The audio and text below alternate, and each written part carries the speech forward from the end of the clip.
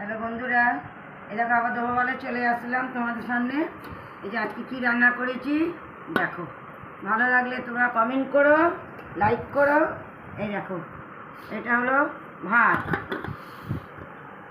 তারপর বন্ধুরা এই যে সকালবেলা আলু ভাজা রুটি করেছিলাম, এই যে থেকে গেল এটা। আর এইটা হলো লইটে মাছ, কষা কষা করেছি লইটে মাছ, দেখেছো?